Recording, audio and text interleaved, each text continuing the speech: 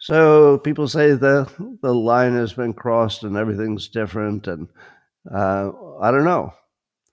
But let me suggest a few things that might change. Number one, I saw Mike Cernovich helpfully point out that this would be a good time for congressional hearings now, he said in a post on X. He goes, every billionaire funding far left wing extremism, Soros, Bill Gates, Reid Hoffman, massive RICO investigation now. Every dollar accounted for, every pass through group's financial records public. What do you think of that?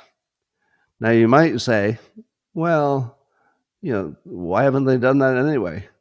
Why don't we know by now everything that's happening in these NGOs? We know a lot, and we know that they're corrupt money laundering organizations, but maybe even go bigger and just make all NGOs illegal, unless they've gone through some specific kind of vetting process. Just make them all illegal, not permanently.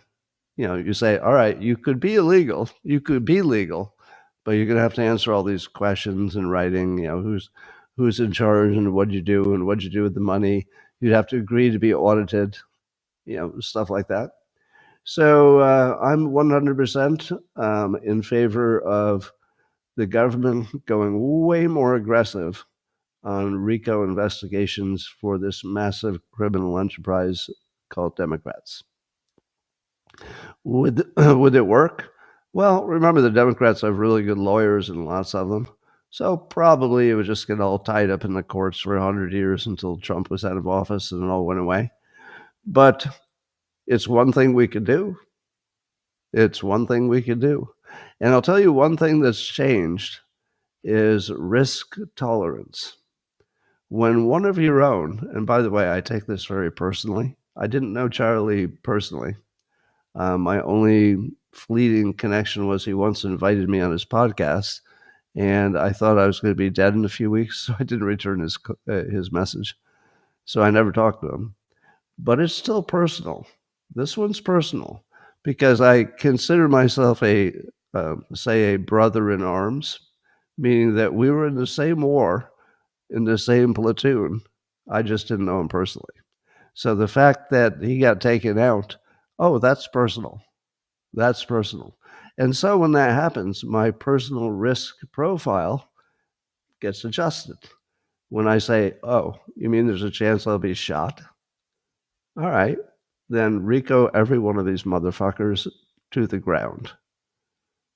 I wouldn't have wanted to, destroy the country by going after the billionaires and really making it that overtly political. And it would be massive destruction. Now I'm all in. I'm all in for the massive destruction. Yep, it's risky. Let's do it because it's something we can do. It's not directly related to Charlie, but it changes my risk tolerance, and I'm all in now. I believe the Democrat Party has to be totally dismantled. I wouldn't have said that 2 days ago. 2 days ago, I would have said the healthiest thing for the country is that there are two strong political parties battling it out in a war of ideas. But you know who else thought that? Charlie fucking Kirk. He thought that we could talk it out. His whole model was based on polite debate and doing it in public so everybody could see it. That didn't work. He got shot to death. So now we just need to destroy the entire Democrat Party legally, not illegally, not with guns, legally. But I am no longer content with the Democrat Party existing in its current form with its current supporters. It could be reconstituted into something honest, but at the moment, I think it needs to be ripped out by the roots. Now, that will be very bad for the country. It will make us, at each other's throats, and it would be a bad idea if Republicans just had all the power forever and there was no risk that they would lose it. I'm not in favor of that. Until now. Now I'm in favor of it. It would be a big risk, wouldn't it? Okay.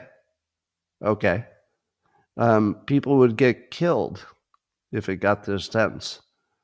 That's very tragic. do it anyway. We can no longer settle for the status quo. Whatever this big Democrat machine is, and again, it's not like the leadership of the Democrats, ordered the hit. I don't think that happened. But I do think that they knew that they were creating a situation that was a mortal danger to Trump supporters. They're trying to kill us indirectly by creating a situation in which somebody's going to take the shot. And that's what happened. It looks like it. It's still possible there's something about that shooter we don't know, and I might be wrong about everything. But even if I'm wrong about the motivation entirely, I'm not wrong that they're still creating a situation that it would happen tomorrow because they haven't stopped calling him Hitler. They're blaming him for the shooting. It didn't get better, it got worse. So, yes, I'm with Mike Cernovich. We need to rip open this whole billionaire game, whatever's going on there.